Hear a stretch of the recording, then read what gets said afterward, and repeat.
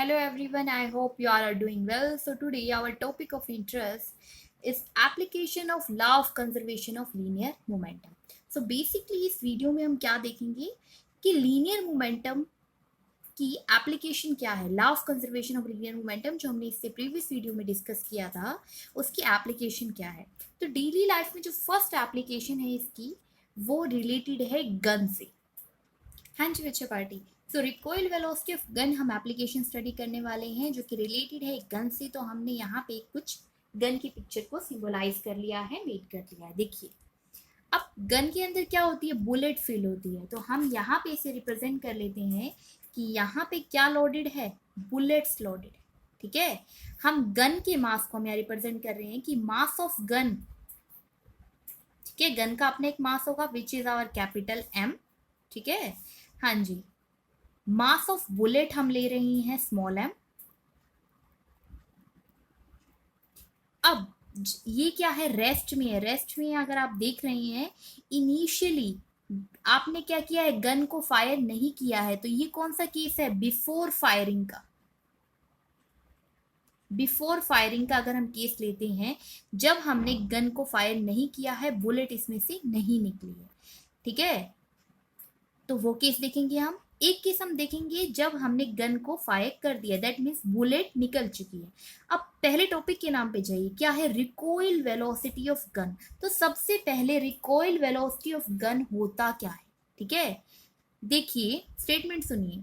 The velocity of gun in backward direction, हम लिख देते हैं द वेलोसिटी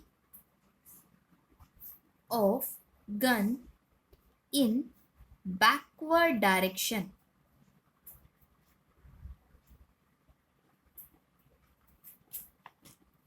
at the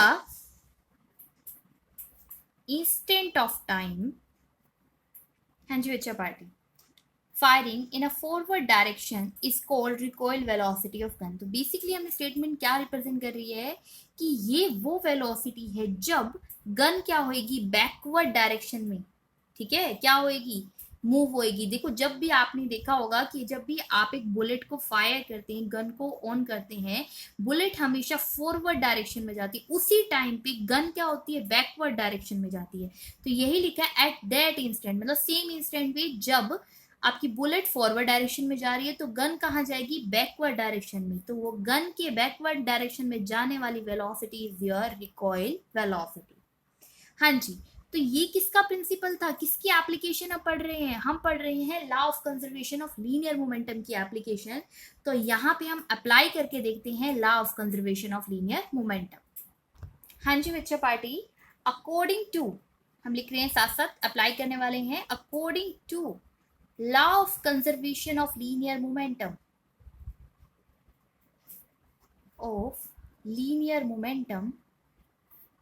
क्या होता है, law of conservation of linear momentum, that total momentum before is equal to total momentum after. तो यहाँ पे कौन सा केस है, फायरिंग का। तो हम क्या लिखेंगे, टोटल मोमेंटम, या आप लिख सकते हैं linear momentum before firing will equal to में linear momentum after firing।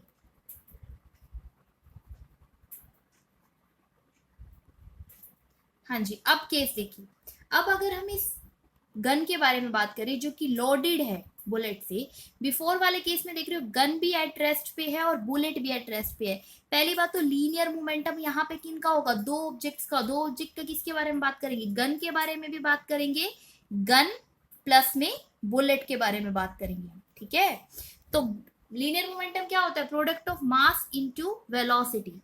हाँ जी, लीनियरली अगर आप देखते हैं यहाँ पे तो ये भी रेस्ट पे है, गन भी और बुलेट भी रेस्ट पे है। तो वेलोसिटी क्या होगी, दोनों की इनिशियल वेलोसिटी क्या है, 0 है। क्लियर है इतना। पहली बात तो लीनियर मोमेंटम क्या होता है, प्रोडक्ट ऑफ, अगर हम यहाँ पे देखें तो हम सबसे पहले लिखेंगे गन के बारे में बात करें तो गन का मास क्या है, कैपिटल एम, प्लस में शुरू में भी मास नहीं चेंज होगा, मास एक कांस्टेंट क्वांटिटी है। फिर गन की वेलोसिटी, गन की वेलोसिटी अगर मैं इनिशियली देखती हूं तो वो कितनी है, 0। ठीक है, प्लस में अब क्या लेंगे हम, मास ऑफ बुलेट इनटू में वेलोसिटी ऑफ बुलेट, अब आप शुरू में देख रहे हो तो बुलेट कहाँ है, रेस्ट पे है, मूव नहीं कर रही है, तो वो भी क्या है, 0 है। Will equal to linear momentum after firing. अब बाद वाला केस देखिए, बाद वाला केस देखेंगे तो अगर हम बाद वाला केस देखते हैं तो गन क्या करेगी, बुलेट ऐसे फॉरवर्ड डायरेक्शन में मूव होगी किसी ना किसी वेलोसिटी के साथ। मान लीजिए कि वो वेलोसिटी क्या है, स्मॉल v। हाँ जी, और गन क्या होगी, बैकवर्ड डायरेक्शन में मूव होगी, वो वेलोसिटी हमने सपोज कर ली है कैपिटल v।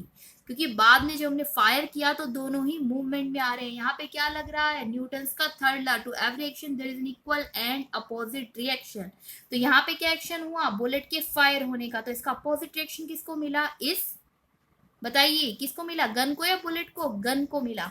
तो हम यहाँ पे लिखते हैं आफ्टर के लिए मास तो सेम रहेगा, वेलोसिटी क्या है, अब फायर होने के बाद गन के पास अपनी वेलोसिटी कितनी, कैपिटल v, प्लस में हमने लिखा मास ऑफ बुलेट, अब इसके पास कितनी वेलोसिटी है, स्मॉल v।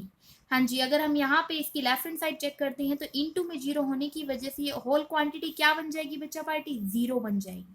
ठीक है, हमारे पास यहाँ आ गया mv प्लस में स्मॉल m इंटू में v। तो यहां से आप किसको कैलकुलेट कर सकते हो, हमें टॉपिक का नाम क्या था, रिकॉइल वेलोसिटी ऑफ गन। तो रिकॉइल वेलोसिटी ऑफ गन क्या है, इस डायग्राम में हमने देखा वो वेलोसिटी क्या है, v है। तो हम क्या कैलकुलेट कर सकते हैं, यहाँ से v को कैलकुलेट कर सकते हैं। लेट्स सी, अब यहाँ से v कैसे कैलकुलेट करेंगे, तो हम एक तरफ ले जाते हैं, M V will equal to में कितना हो जाएगा, minus of M small V. तो यहाँ से कैपिटल वी आ जाएगा आपका minus M small V divided by capital M. तो देखिए यहाँ पे आपको दिख रहा है कि यहाँ पे हमें एक नेगेटिव साइन हमने ऑब्टेन किया है। तो ये नेगेटिव साइन क्या शो करता है, this negative sign indicate that the velocity of gun is acting in opposite direction of velocity of bullet. That means आप यहाँ देखेंगे कि अगर बुलेट की वेलोसिटी पॉजिटिव डायरेक्शन में थी तो गन की वेलोसिटी कहाँ है, कहाँ मूव कर रहा है, ये अपोजिट डायरेक्शन में। So this is the first application of law of conservation of linear momentum.